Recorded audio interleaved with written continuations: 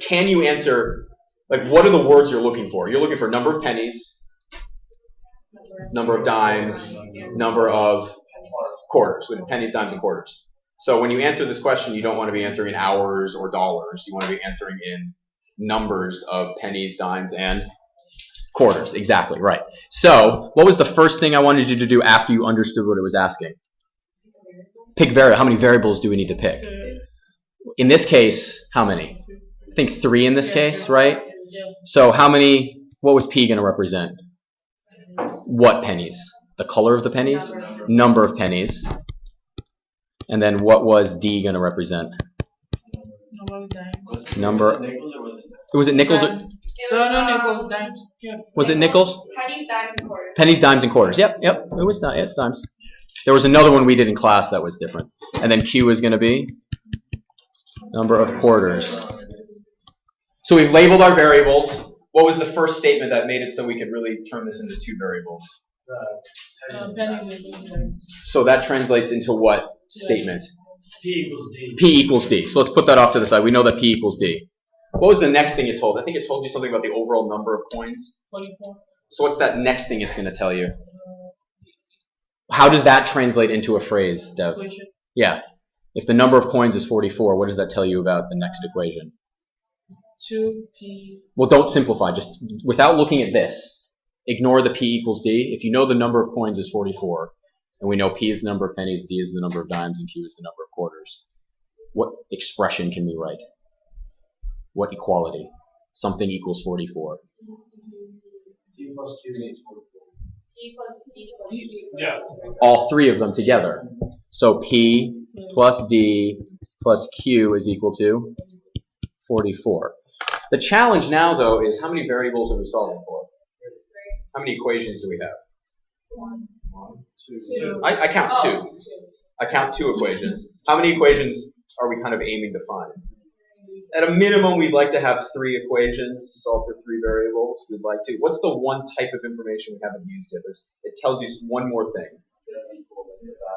The overall value, right? And this is usually the kind of the stumbling block.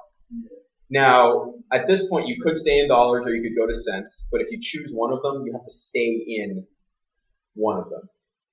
Which one do you want to? Do you want to stay in dollars or do you want to go to cents? Let's go to cents.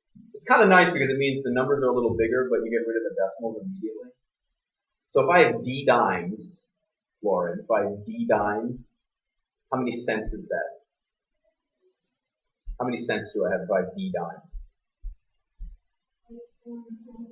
10. If I have D dimes, so it's going to be 10D. If I have 89 quarters, how many cents is that? If I have Q quarters, how many cents is that? 25Q. If I have P pennies, how many cents is that? 1P. It's just P is the number of pennies, right? 1P, exactly. So if the overall, what was the overall value? 437? 37 cents? Ah, but what are we now in? We're that's in dollars. 437 cents, exactly. 437. And we know that's the overall value of all 3 coins put together. So what's the value of pennies that we have? P. What's the value of dimes that we have? 10D. What's the value of quarters that we have? 25Q, exactly. So this was a little challenging to start with because you have 3 variables, but what's that kind of saving grace thing right at the beginning? Yeah, it tells you P equals D. So what's that one word? We used it a bunch in the last class. We know P equals D, so therefore what can we do with that information? Yeah, what's another word for plug it in? Not distribute. Close. Substitute. So essentially that allows us, wherever we see D in either one of these, what can we substitute in? P. I mean, you can go either way, right? Now, do you want to get rid of P or do you want to keep P in there? Keep P in there? Okay. So you have 10P. It doesn't really change the math too much. It just matters in terms of what letter you like more. So now how many variables do we have and how many equations do we have? We have 1 and 2. So theoretically, can we solve for P and Q? How about you try that right now on your own? Fine. Okay, let's look at the equation on the left. Let's look at the equation on the left. How can you simplify the equation on the left? 2p plus q equals Correct, okay. So 2p plus q is equal to 44. Let's simplify the one on the, 11p plus 25q is equal to 37. Let's look at this one right here. If 2p plus q equals 44, what does q equal? 44 minus 2p. Now you know that you know that q is equal to 44 minus 2p. Where can you plug that in? Now you can plug it in right there. And now what do you end up with? 11p, and that's 11p is, let me write that better. 11p plus 25. Instead of q, what do I write? Minus 2p is equal to 437. How many equations do I have now? 1. How many variables are in it? So are we pretty good to get p? So finish it for me. Okay. What should p come out to be? What does p come out to be? 17. So that means d is equal to, and, p plus d plus q is equal to 44. Q is equal to 10. There it is. There it is. Yes, it is some work. It does take a little bit of work, and you got to manipulate properly. If you make a small mistake, what happens? Poof, yeah, I like that. Poof. It's gone with the wind. It is gone. Labeled very well. So you're trying to solve for the number of loonies and the number of toonies. Isn't it cool that that's real? Aren't Canadians cool? Yeah. I wish we had cool things like that. What'd you say? Hold on, Katie. What'd you say? The name, the loony is named after the loon. It's got a picture of a loon. A loonie's a $1. I think it explains the problem, right? $1, it's a bird. So they call it because the picture is on it, and then a toonie is double the value. It's kind of cute. Okay, here we go.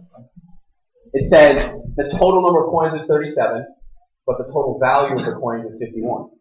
So this represents the number of loonies, the number of toonies added together has to be 37. But then you know the value. If you have 10 $1 bills, how much is that worth? 10 times 1. So it's an X. But if you had 10 $2 bills, it would be 10 times 2. So then you have two equations. X plus Y is 37. I like this. This is great. This is good. This seems good. So you solved for X in this one. And then once you got that, where did you plug it in? Right there. Oh, not to the Y. So where? Right there. And then that got you to the next line, right? Negative 2y plus 51 plus 2y. Good. Oh, and then when you did it out, oh, I see. So you need help finding where the mistake is. If there is, you see. So at this point, this was a self plug-in.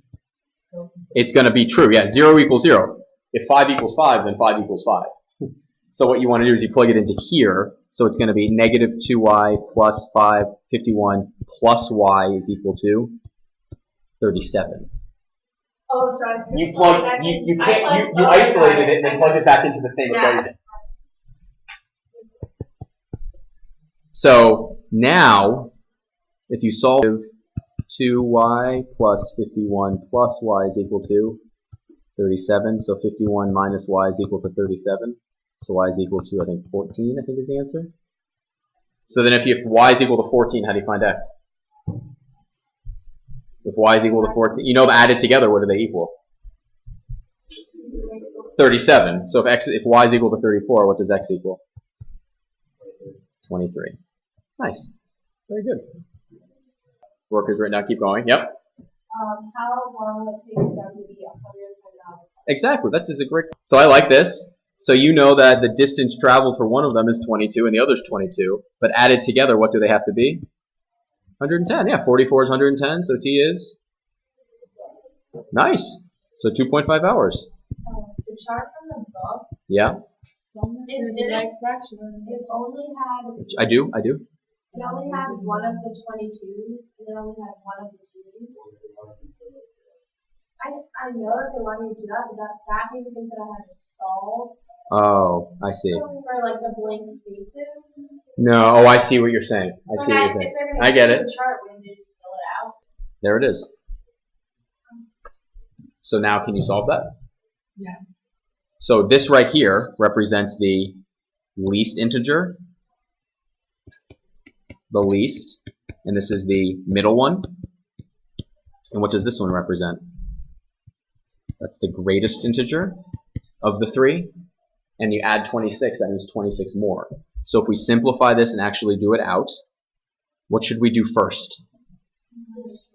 Combine like terms, yep. 2x plus 2 is equal to 30 plus x. Subtract x from both sides. X plus 2 is equal to 30. So what does x equal? 28. So does the question ask you for, says find 3? Does it say find 3 consecutive? Yeah. So it's going to be 28, 30, and 32. And you can check this. What's 28 plus 30? What's 28 plus 30? 58. 58 is how much more than 32? 26. I was checking the answer right there. I was checking the answer. Sometimes the math is just that easy. Oh, I figured it out. There we go. Who got that? X is less than or equal to 10.5. What's 10.5 in fraction form? 21 over 2? Anybody agree with that? Let's try it. 17, I think. If we, well, let's do it out. Let's see what happens. What's the one word? What could I do first? One word. Distribute. Negative 3x minus 12 plus 2 greater than or equal to 7 minus x. Someone tell me what I should do next. One word. Put the like terms together. Wow, that's a lot of words. Divide? Combine. I like that. Good choice. Combine. So I'm going to, well, yeah, you can be very careful here. Move x to the, let's move x to the other side. So let's add 3x. But I like the combine idea. So negative 12 plus 2 greater than or equal to 7 plus what? 2x. What should I do now? Subtract 7? Okay. So we have negative 12 plus 2 minus 7 greater than or equal to 2x like this. What's negative 12 plus 2? Negative 10. So it's negative 17, 2x. Now you divide both sides by negative 17 over 2, like this. Do we like writing it in that order? No. So x is less than or equal to negative 17 over 2. So you can just change. Everything by, I love multiplying by 6 here. What's 6 times negative 2/3? Negative 4. And what's 6 times negative a half? 3. What's 6 times a half? Did we just get rid of all those wonderful fractions and made it even more wonderful? Is that a lot easier? Is that? How do you pick 6? It's one of the ways. There's many different ways to do these. You pick any number? No, why did we pick 6? Because you see the denominator? It's called the least common denominator. Oh. It is the least common denominator, the LCD. I like doing. Could you distribute? Sure, absolutely. You could. It's just cleaner. I like it. I'm just trying to teach you some new about these expressions right here. What's slightly different? Yeah, there's more than one inequality. Does anything really change about your operations? No, you're still trying to isolate x. So on the first one, what do you subtract from everything? Minus 2, minus 2, minus 2, and end up with 1, 6. How do you say this out loud? Can someone tell me how to say that? How do you say that? Nope. X. Yep. Less than. Less than 6 but greater than 1. and greater than 1. And greater than 1. What about this one? What do we do first on this one? What'd you say? Add 1 to all sides. I like that. Add 1 to all sides. Very well said. Yes. So you end up with plus 1, plus 1, plus 1. You end up with negative 1, negative 3x, and 6. Now what do I divide by? But if I divide by negative 3, I have to. So you end up with 1/3 x and this. And now, do we like writing the inequality like that? We kind of like going left to right, smallest to biggest, right? So how would we rewrite this? Yeah. Well, is less than or equal to x. Third. That's why it gets a little clumsy when you start from the left, right? The way you would say that is x is greater than or equal to negative 2 and less than or equal to 1/3. So having multiple sides doesn't really change the algebra at all. F9. Good, I got it. That it triggers the unpause. So x has to be greater than or equal to 360 minus 264. So x has to be greater than or equal to what? A 90 what? 90, 96. Is that a real, I mean, is that a number that you could score on a test theoretically? If you got 100 billion, that would probably mean that something went wrong in your math.